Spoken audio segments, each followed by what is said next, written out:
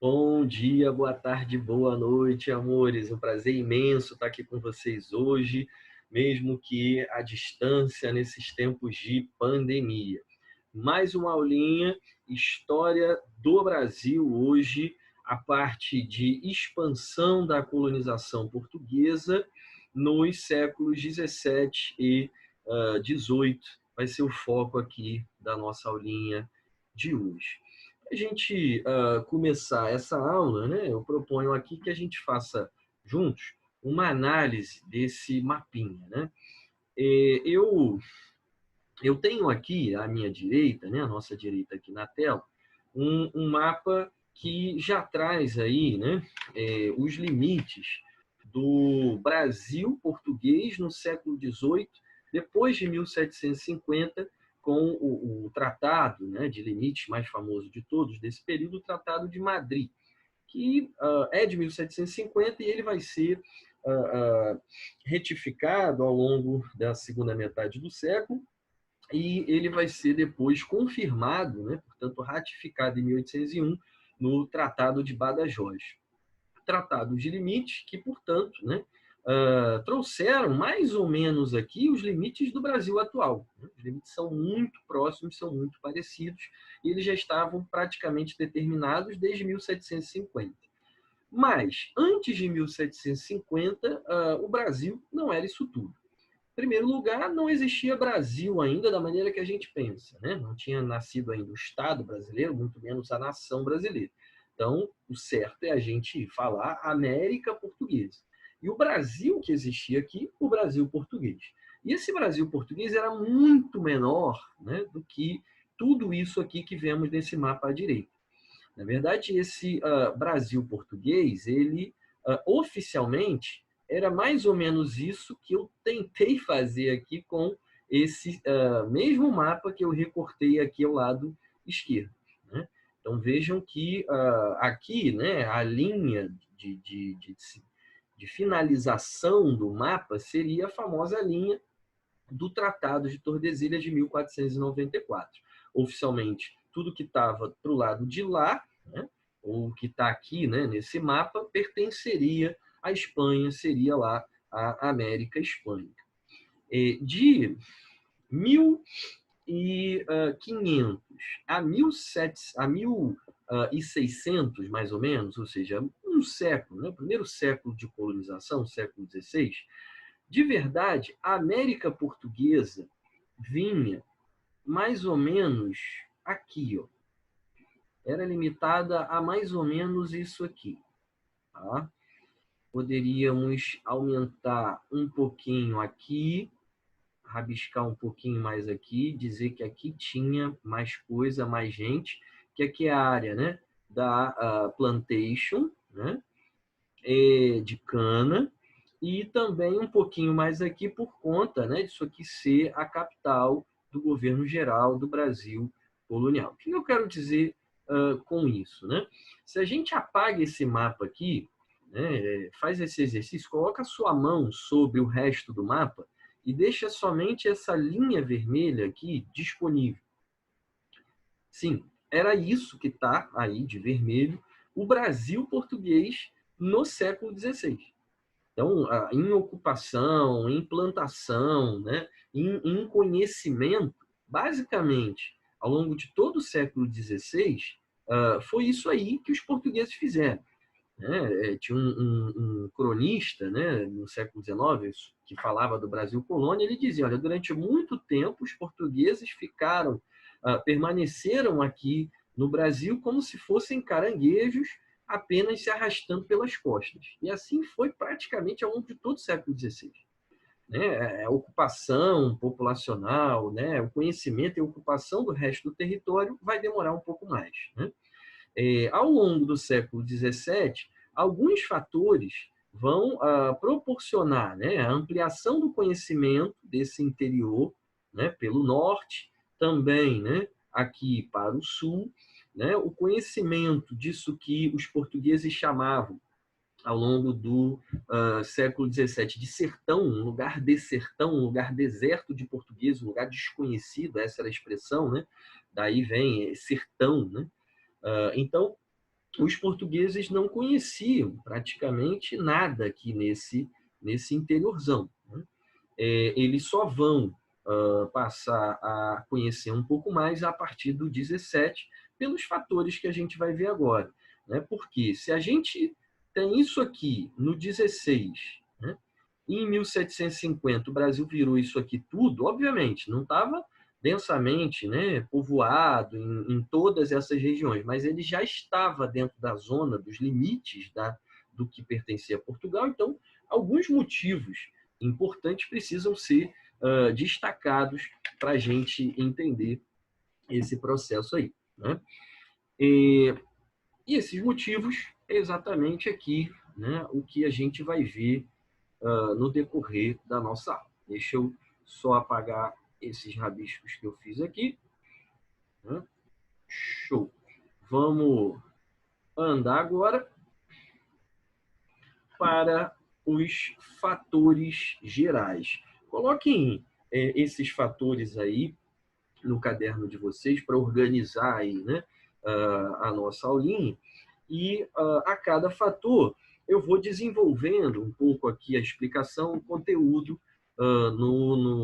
num quadrinho à parte que eu vou colocar aqui para a gente, tá? Então, expansão da colonização portuguesa na América, séculos 17 e 18. Fatores gerais. O que eu estou chamando de fatores gerais? São os fatores que contribuíram para a expansão para o norte, para o sul, para o centro, para todas as zonas disso que hoje nós chamamos de Brasil. Afinal, o que forçou ou estimulou esses colonos que pareciam, né, viver com medo no litoral ali, né, medo dos índios, medo de não conseguir o contato com a Europa e vender e comprar de Portugal e tal, o que forçou ou estimulou esses colonos portugueses que estavam aqui nesse litoral, mais ou menos do que hoje é o estado de São Paulo, até mais ou menos o que é o começo do Ceará, somente pelas praias, né?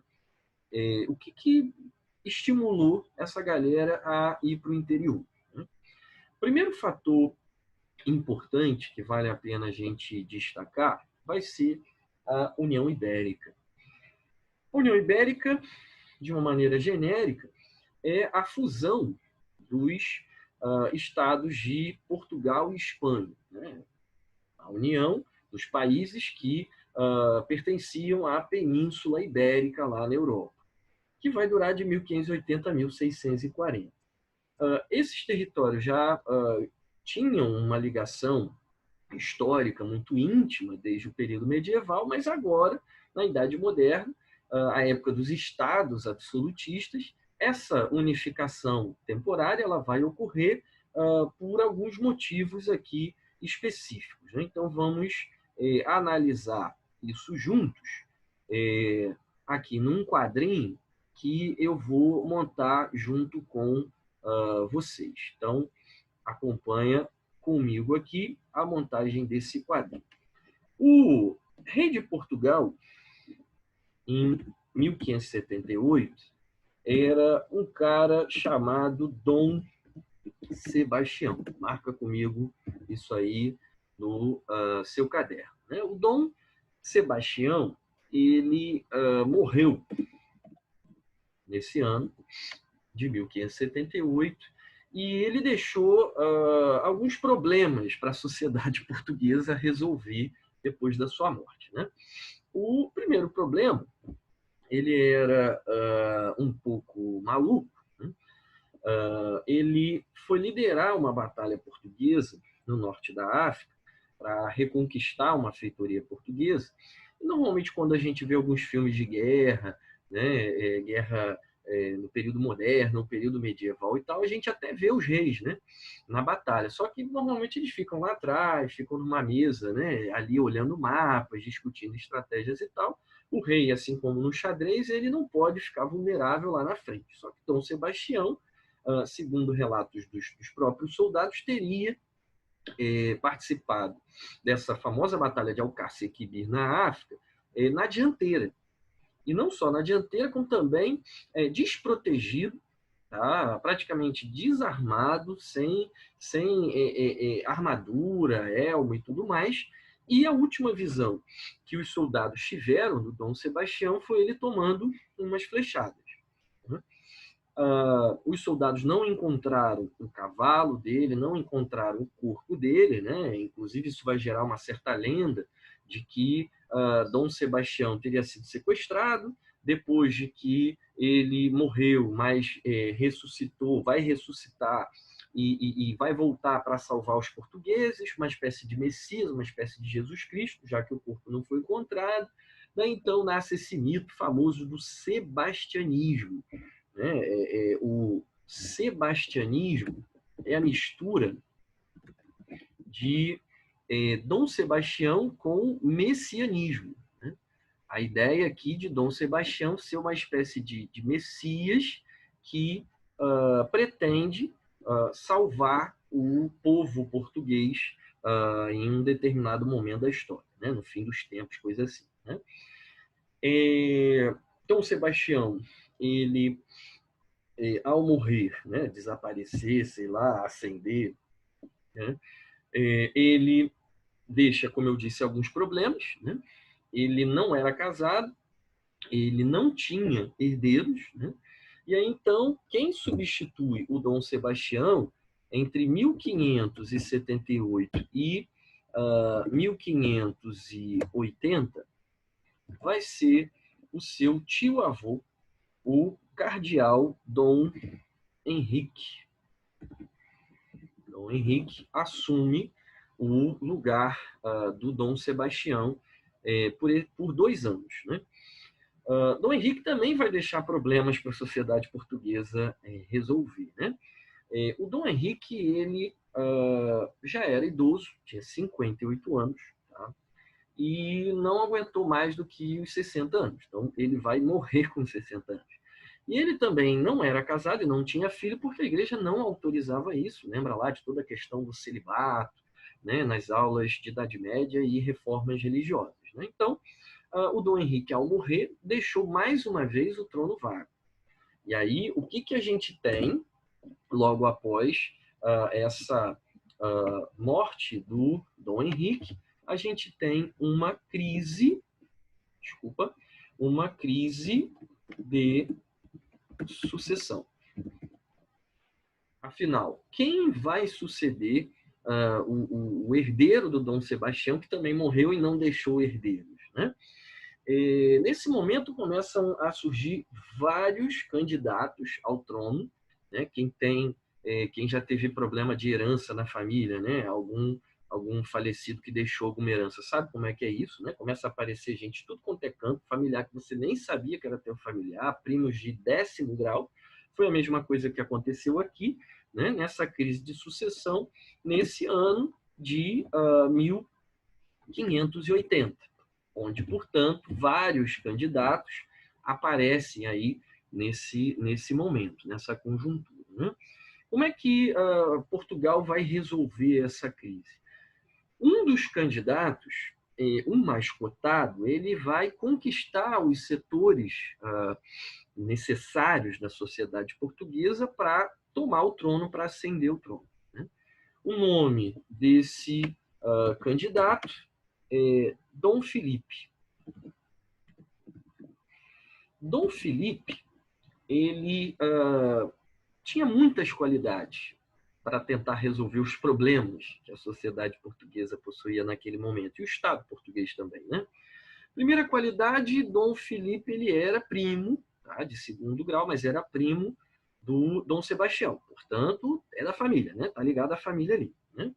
Outra qualidade, ele é de uma família muito importante, muito famosa nesse momento, que estava assim, com poder através de suas extensões, de seus vassalos, sobre várias áreas do mapa europeu, o Sacro Império Romano Germânico e, inclusive, a Espanha, onde Dom Felipe governava. Ele é da família Habsburgo, lá na Espanha, ele era Felipe I.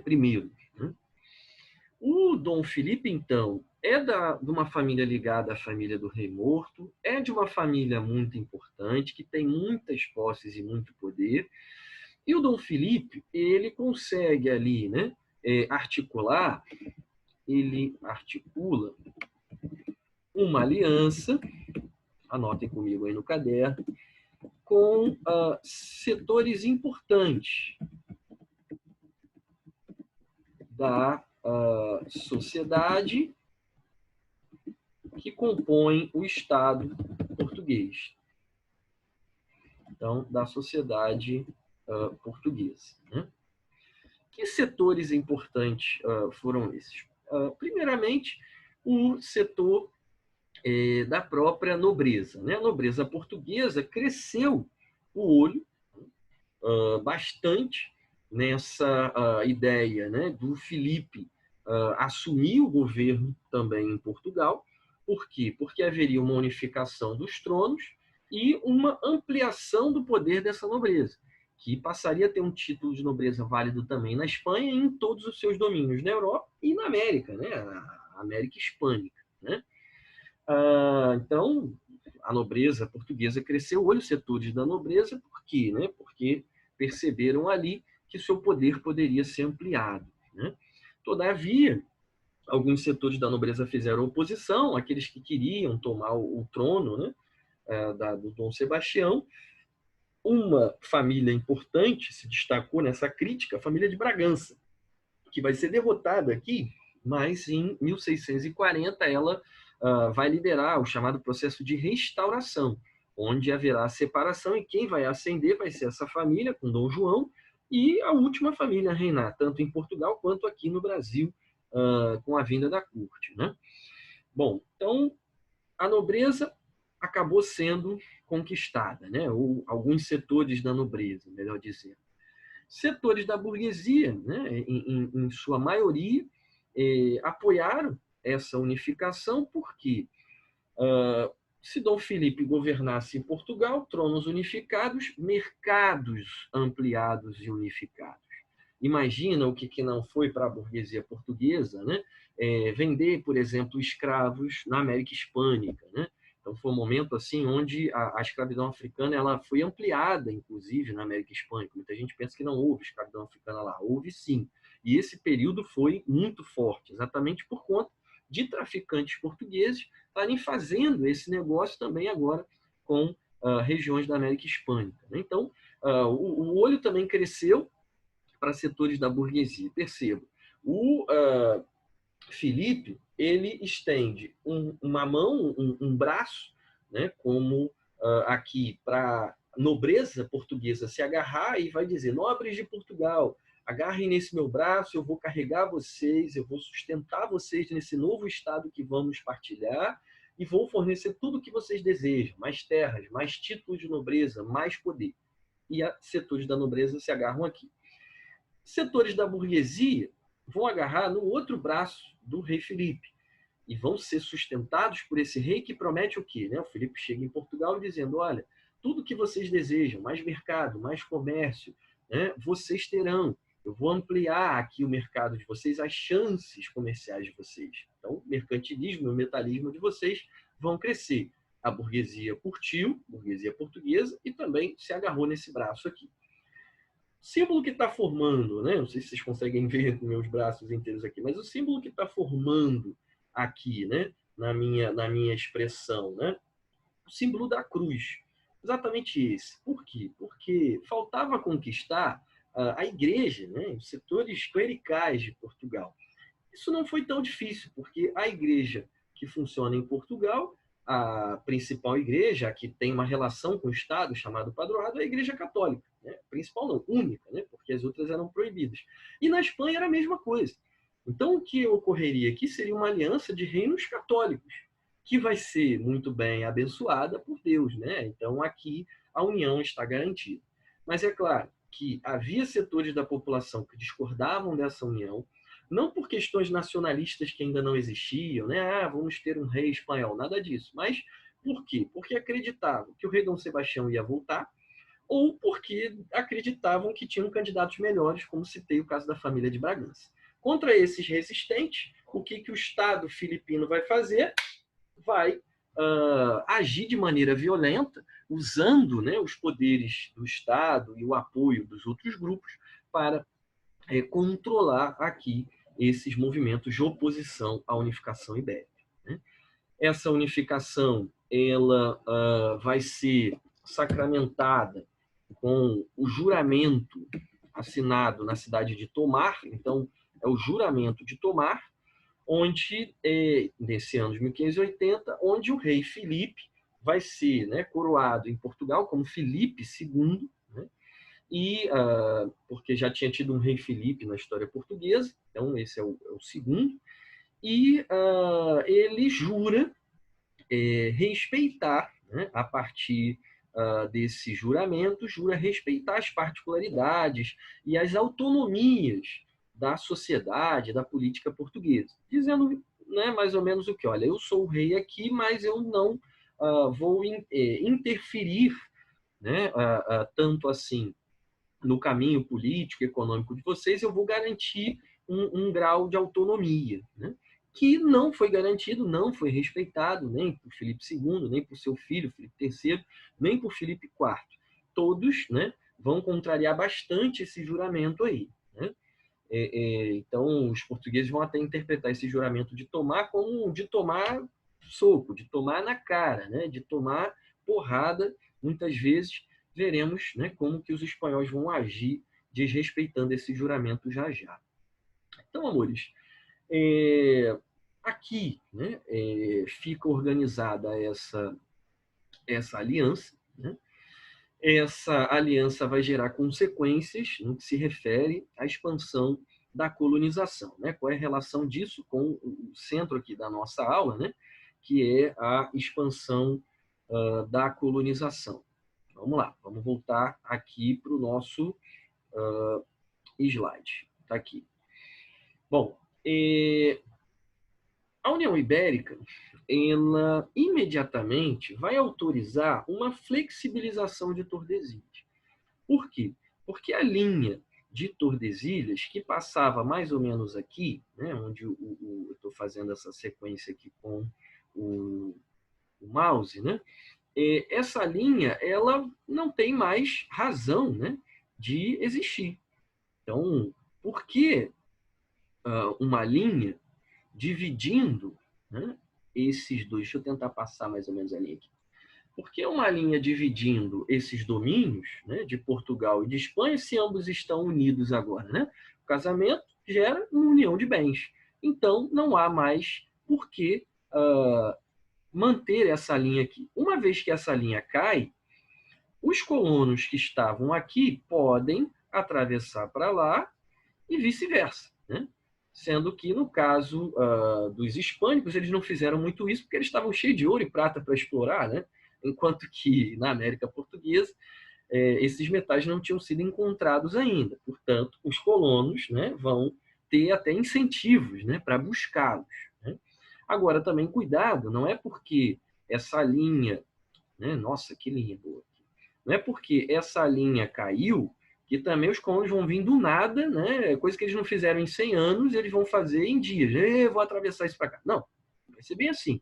A travessia ela vai começar inicialmente pelo litoral, então vai fazer isso aqui, né, aqui em cima, depois vai fazer isso aqui embaixo. Então, como, né, dizia o antigo cronista, eles continuam, os portugueses vão continuar se arrastando como caranguejos pelo litoral, e depois a gente vai perceber algumas expedições, né, que atravessam essa linha, que são as antigas ou as famosas entradas e bandeiras.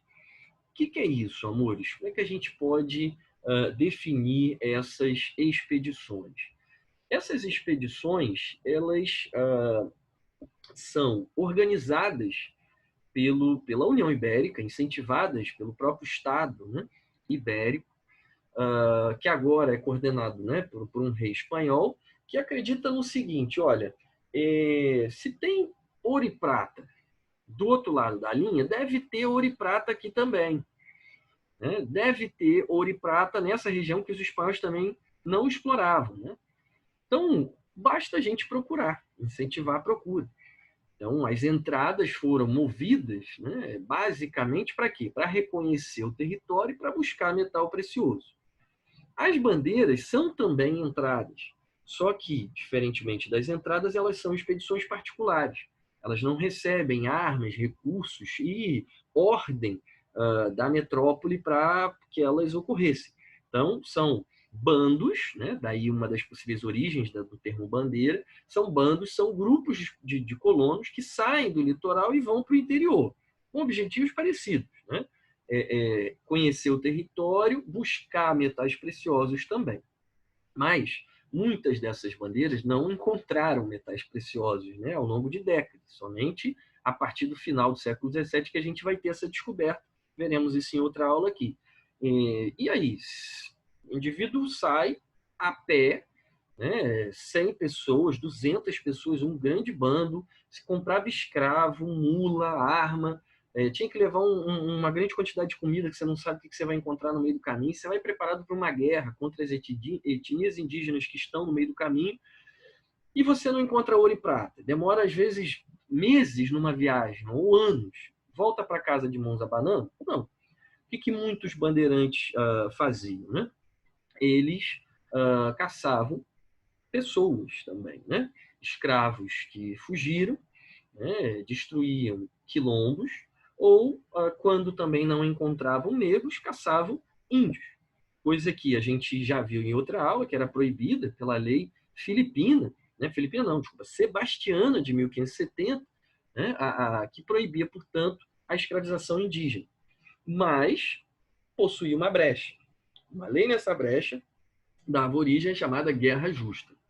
Toda vez que um colono branco português se sentisse ameaçado por um ataque indígena ou percebesse índios que não quisessem ser catequizados, né, domesticados ali pelo padroado, ele poderia prender esse índio e fazer com que ele pagasse por seus pecados, por seus crimes, através da escravização, né?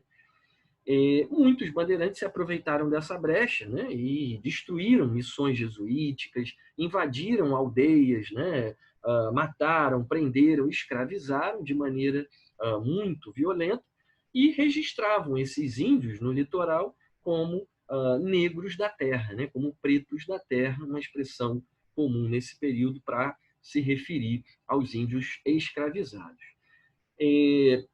Entre os principais bandeirantes, né, a gente tem figuras que partiram da capitania de São Vicente, tá? E que no século XX vai ser explorado, sobretudo na época da República Oligárquica, né? Já foi questão do Enem, inclusive, vai ser explorado aí, né, o mito dos bandeirantes paulistas. Cuidado com isso, pessoal. Primeiramente, esse mito ele foi construído à luz de paulistas que dominavam a República federativa, oligárquica, no início do século XX. Né? Muitas obras começam a ser produzidas no Museu Paulista, né? Muitas imagens, quadros, estátuas, né? Grandes, né? Monumentos ali em homenagem a esses bandeirantes, nome de rua, nome de praça, né?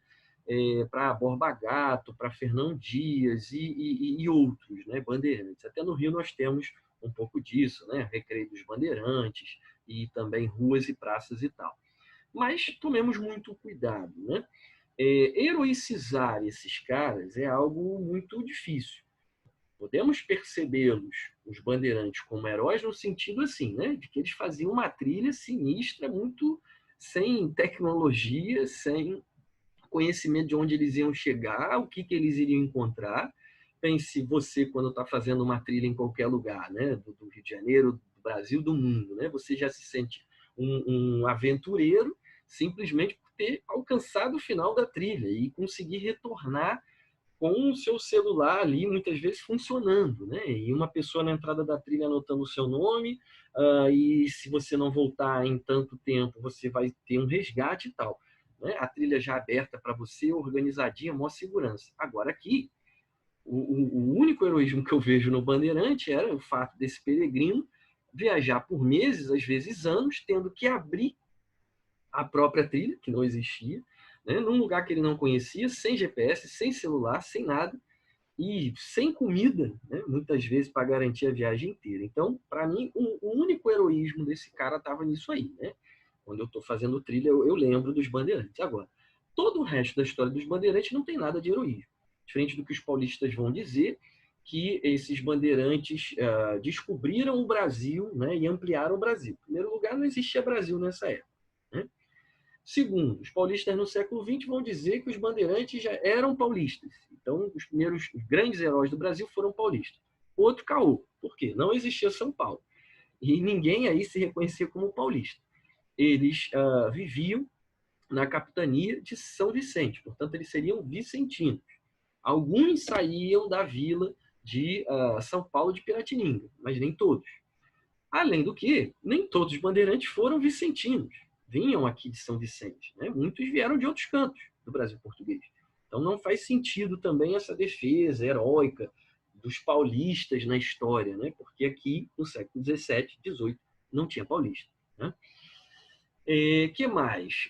O seu heroísmo também, né, levantado aí na ideia do século XX, né, na perspectiva da memória dos paulistas, né, do Partido Republicano Paulista no século XX, viria também do fato deles estarem ali, né, descobrindo riquezas, suando, né, buscando, né, a melhoria econômica do país, né? De novo, não era o Brasil ainda. Eles, em busca dessa riqueza, desmataram, né? Tacavam fogo, muitas vezes, em áreas imensas, simplesmente para facilitar a abertura da trilha, ou para botar animais para correr, para eles poderem caçar esses animais, ou para expulsar as próprias populações nativas mesmo, né? Então, desmatamento, né?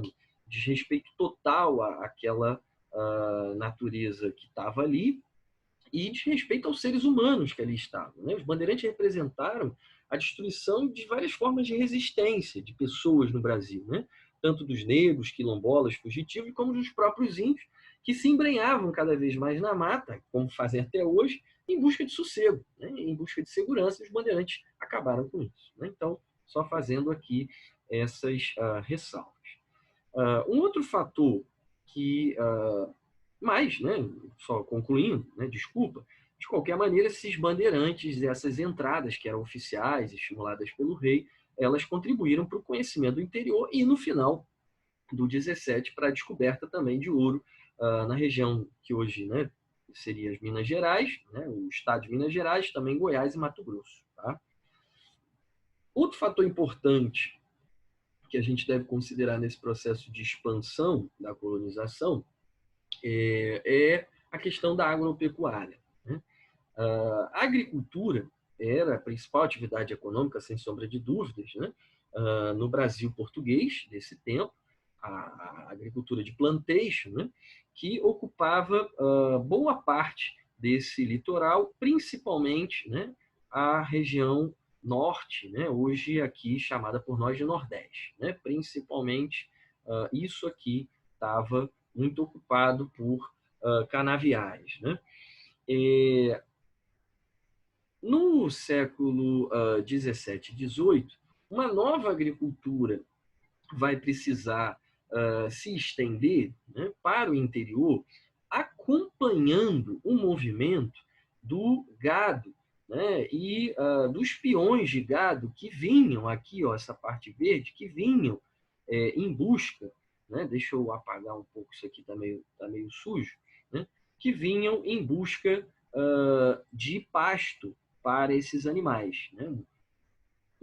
A pecuária está de maneira extensiva, né, se alastrando para o interior, né, tudo isso que está de verde aqui, e junto com o gado vai o peão, vai a família do peão, né, e muitas áreas vão sendo ocupadas em busca desse pasto para esse gado. Só para você ter uma noção, né, um boi ele pode comer um maracanã de capim por mês nesse tipo de pecuária extensiva, né? E aí imagina se o peão está carregando 1.000 cabeças de gado, né? Esse gado come 1.000 maracanãs de capim por mês, e esse capim ele não se regenera em um mês. Então você tem que ir procurando cada vez mais pastos e tal, até por conta da decomposição, da destruição da terra, que muitas vezes essa pecuária extensiva, predatória, gera, né? Então o que acontece? Você vê, né, uma espécie de entradas e bandeiras, né, também feita através do gado, né? Seguia um curso de rios, muitas vezes, né?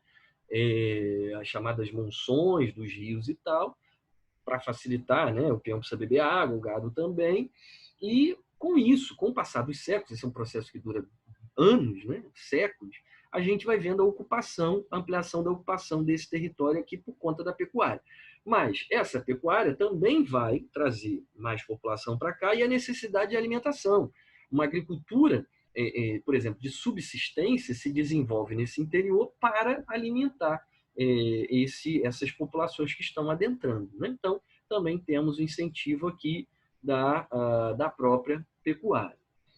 Outro fator que a gente que merece destaque aqui, né, nesse processo de expansão da colonização portuguesa na América, será as invasões dos inimigos de Espanha, né?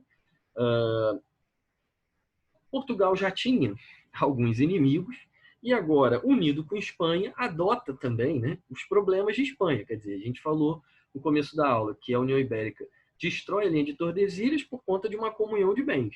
Quando você casa, você junta as coisas boas e também você une os problemas, né? E um dos problemas, a Espanha tinha vários inimigos que agora, né, podem atacar os territórios portugueses, porque, de certa forma, eles pertencem também à Espanha, né? Um inimigo que era comum, né, entre Portugal e Espanha, que era a França, já tinha até atacado aqui, né, o Brasil português antes da União Ibérica, na década de 1550, né? A gente já viu isso em outra aula, tentando ali, os franceses tentaram montar, né, a famosa França Antártica aqui, né?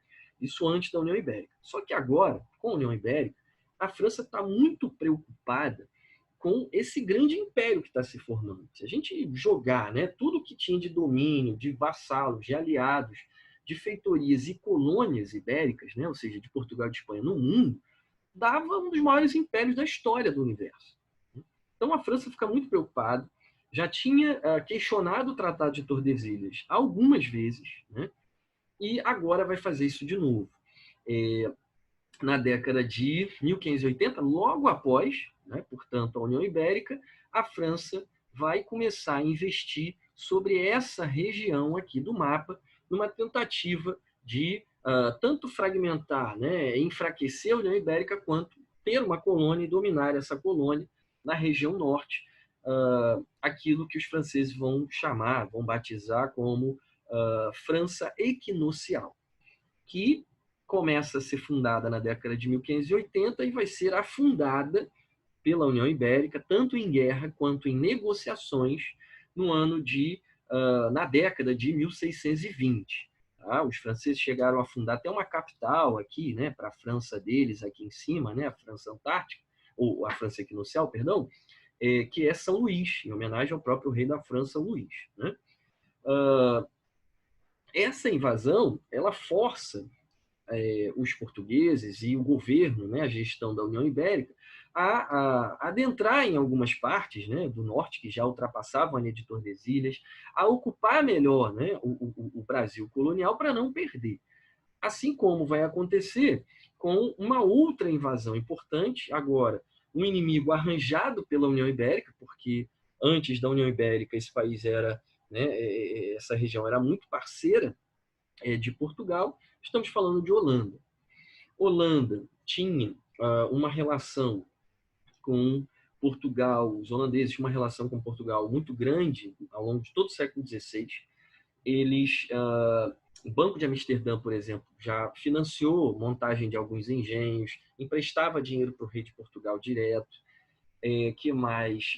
O açúcar que saía do Brasil português, ele muitas vezes era refinado em refinarias dos holandeses, né?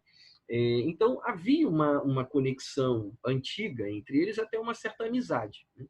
Depois da União Ibérica, a Holanda, que nasce com províncias unidas ali dos Países Baixos, né? Com uma unificação política e religiosa em torno do calvinismo, né? A reforma protestante calvinista vai sacramentar, vai batizar, né, a política ali no governo holandês, e nasce em oposição já à Espanha e tudo que ela representava, ou seja, a União Ibérica. Portugal, né, ganha um inimigo, né, fortuito aqui, inesperado, nesse momento. Esse inimigo invade o Brasil português por 2 vezes. Na primeira, em 1624, uma invasão fracassada aqui na Baía de São Salvador, de Todos os Santos, mas que, numa revanche, né, a invasão de 1630, que os holandeses vão realizar aqui sobre Recife, né, sobre a capitania de Pernambuco, que vai ter sucesso, e de 1630 a 1654 viveremos o período chamado Brasil holandês, 1630 a 1654, onde os holandeses vão dominar parte do Brasil português e ibérico, né, parte do que hoje é o Nordeste, açucareiro, mais importante, e vão estender, inclusive, sua autoridade, né, também aqui para parte da região norte e descendo até quase chegar à Bahia, né? Então, quase que 6 capitanias do Brasil português estiveram sob algum tipo de influência dos holandeses ao longo de mais ou menos 24 anos aqui. O que esse Brasil holandês vai trazer como conexão, de novo, né, para esse item principal da aula, para o nosso título, expansão da colonização?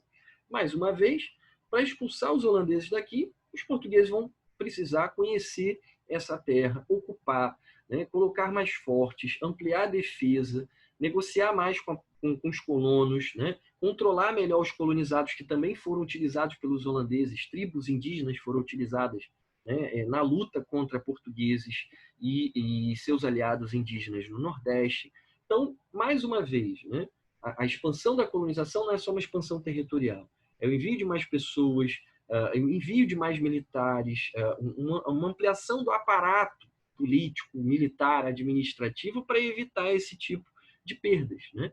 Afinal, os holandeses estão dominando a principal parte, né, do Brasil português. E pior, eles vão atacar, no começo de 1640, eles vão atacar uma outra parte, que é Angola, a principal região fornecedora de escravos para essa região da plantation aqui, principalmente, né? Então, Portugal fica em uma situação muito complicada. Os portugueses vão reclamar isso, né, do rei Filipe, e vão alegar que o rei Filipe fez pouco para resolver essa questão, fez pouco para salvar, né, os domínios portugueses aqui da América. Isso vai ser um dos principais motivos do descolamento, chamado processo de restauração portuguesa. Olha, vocês da Espanha não estão nos ajudando, só estão nos atrapalhando. As invasões holandesas, que eram antigos amigos nossos, só ocorreram por culpa de vocês. Vocês fizeram nada para nos ajudar nessa libertação, né? Os espanhóis só ajudaram na libertação aqui, né, da presença francesa, porque eles ficavam muito preocupados com relação à entrada no Rio Amazonas, né, que é um caminho oficial, né, e muito possível para as minas de prata de Potosí. Então, por isso, eles agiram com mais afinco aqui. Mas no Nordeste, o rei espanhol, literalmente, né, deixou passar batido. Tá? Então, isso vai ser motivo de reclamação, de preocupação portuguesa. A família de Bragança, em 1640, organiza, então, esse processo famoso de restauração, de separação do trono de Portugal de Espanha. Isso se completa em 1640. Um processo que também vai culminar, né, numa preocupação maior com relação à América e que vai estimular uma expansão da ocupação, da colonização, do território e uma ocupação política também administrativa. Por quê? A família de Bragança vai vir com tudo, né? Ela não pode perder o Nordeste, não pode perder nada na África e vai enviar mais funcionários, vai negociar com colonos, vai enviar mais leis, mais militares para poder tomar conta disso aqui, né? Então, mais presença do Estado português na colônia, com certeza, vai expandir a colonização em vários sentidos, políticos, econômicos, administrativos e militares. Beleza?